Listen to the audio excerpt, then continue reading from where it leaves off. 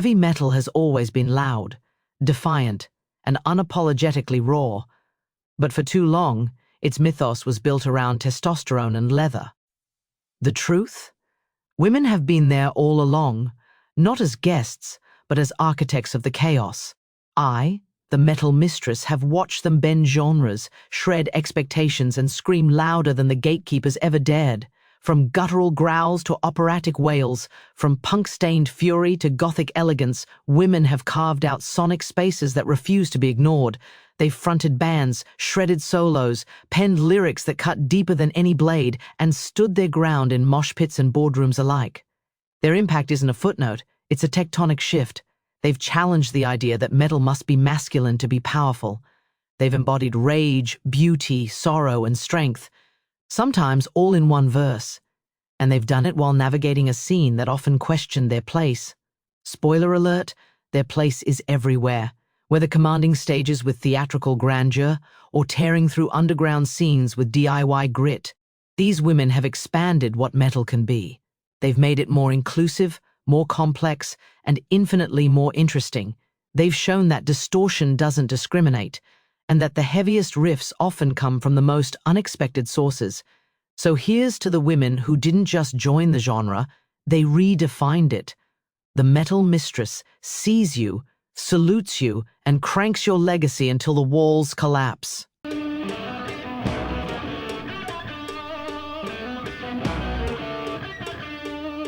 The Runaways were a seismic shift in rock history.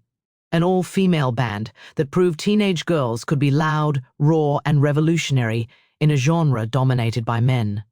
Formed in Los Angeles in 1975, the Runaways were more than just a novelty. They were a challenge to the status quo. At a time when rock was saturated with male bravado, they emerged as a defiant force, teenage girls with guitars, grit, and zero interest in playing nice. Their music, hard rock laced with glam and punk, was a sonic middle finger to anyone who doubted their place in the scene. Their impact was cultural as much as musical. The Runaways didn't just play instruments, they owned them. They wrote songs about rebellion, sexuality, and identity, refusing to be boxed in by industry expectations. Tracks like Cherry Bomb became anthems of adolescent defiance, and their live shows were raw, aggressive, and unapologetically female. Though they never achieved massive commercial success in the US, their influence was global, especially in Japan, where they were treated like rock royalty. More importantly, they laid the groundwork for future generations of women in rock and metal. Without the Runaways, the path for artists like Nita Strauss and Floor Jansen and countless others would have been far steeper. They shattered the myth that women couldn't rock as hard as men.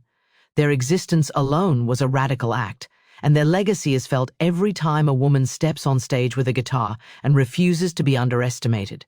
The Runaways weren't just a band. They were a revolution in ripped jeans and eyeliner.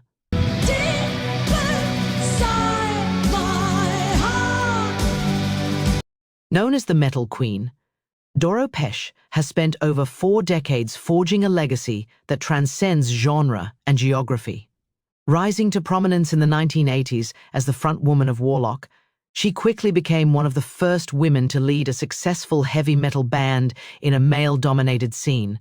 Her voice, equal parts melodic and commanding, became a signature of European power metal, and her presence on stage redefined what it meant to be a frontwoman in the genre.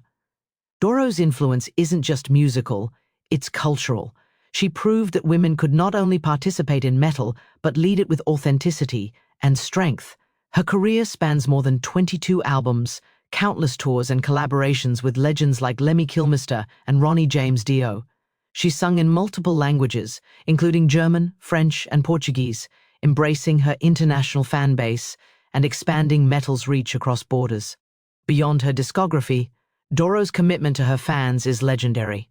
She's known for her emotional connection with audiences, often speaking about the importance of giving everything on stage and empowering others through music. Her recent projects, including themed cruises and anniversary shows, showcase her enduring creativity and devotion to the metal community. In a genre often resistant to change, Doro Pesch became a symbol of evolution. She didn't just open doors for female artists, she kicked them down and held them open. Her legacy continues to inspire new generations of metal musicians, proving that passion, resilience, and authenticity are louder than any stereotype.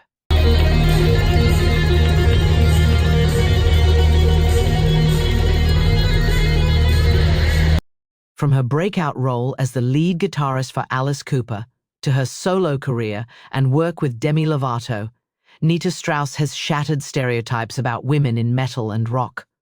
Her playing is a masterclass in precision and power, drawing from classic shred influences like Steve Vai and Randy Rhoads while injecting her own melodic sensibility and stage-commanding energy.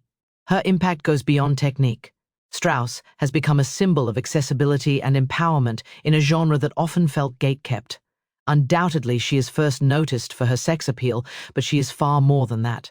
Strauss made history as the first female solo artist to top Billboard's mainstream rock chart in decades with Dead Inside, featuring David Draymond of Disturbed. This wasn't just a win for her. It was a statement that instrumental prowess and songwriting chops can coexist at the highest level. Her influence is deeply personal and cultural. Strauss often speaks about how seeing Steve Vai in the film Crossroads changed her life, and she's paid that forward by mentoring young musicians, running fitness programs for touring artists, and being a visible advocate for women in music. Her love for melodic death metal, especially Swedish band In Flames, whom she calls her Beatles, shows her deep connection to the genre's emotional and technical roots. Whether she's tearing through solos on stage, composing cinematic metal tracks, or inspiring fans through social media, Nita Strauss is more than a guitarist. She's a movement. Her career proves that metal isn't just about sound, it's about identity, resilience, and evolution.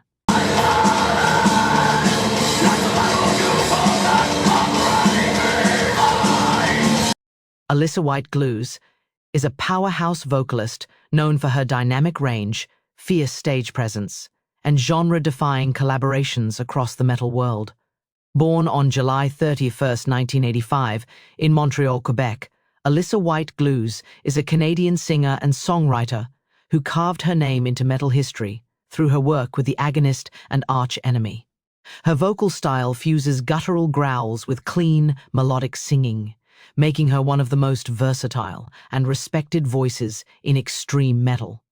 Alissa co-founded the Canadian metalcore band The Agonist, releasing critically acclaimed albums like Once Only Imagined and Lullabies for the Dormant Mind. Her blend of aggression and melody helped define the band's sound. Arch Enemy 2014 present, after Angela Gossow stepped down, Alissa took over as lead vocalist of this Swedish melodic death metal band. Her debut with Arch Enemy, War Eternal, showcased her ability to honor the band's legacy while injecting fresh energy. Guest collaborations, she's lent her voice to bands across genres: Camelot, Delaine, Carnifex, Powerwolf, and even performed live with Nightwish and Tarja Turunen.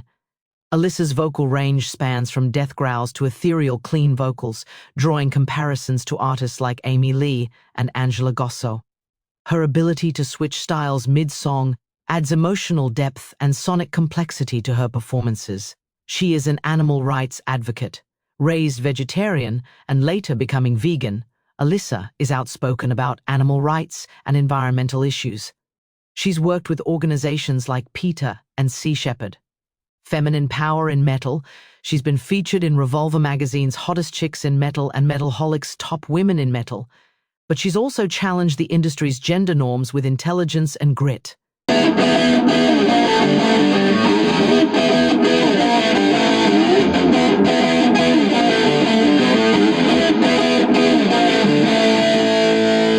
Lita Ford is revered as the Queen of Metal for her trailblazing role as a guitarist, vocalist, and icon who broke barriers for women in hard rock and heavy metal.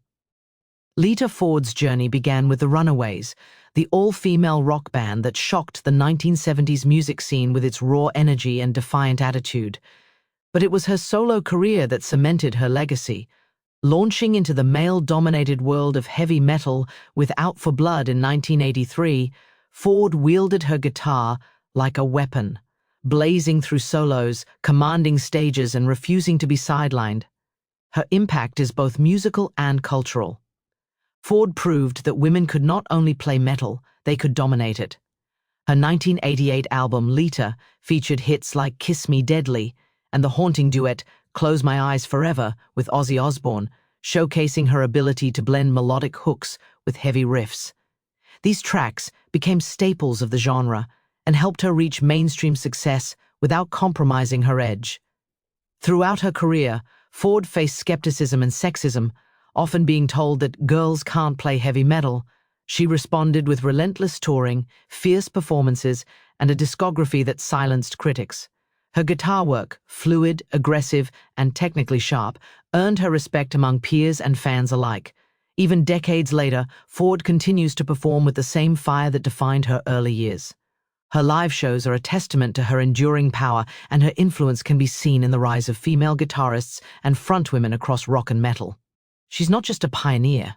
She is a living legend who helped reshape the genre's identity. Lita Ford's legacy is one of defiance, mastery, and inspiration. She didn't just open doors for women in metal, she kicked them down with a Marshall stack and a flying V. Her reign as the Queen of Metal is well-earned, and her story continues to inspire those who dare to shred.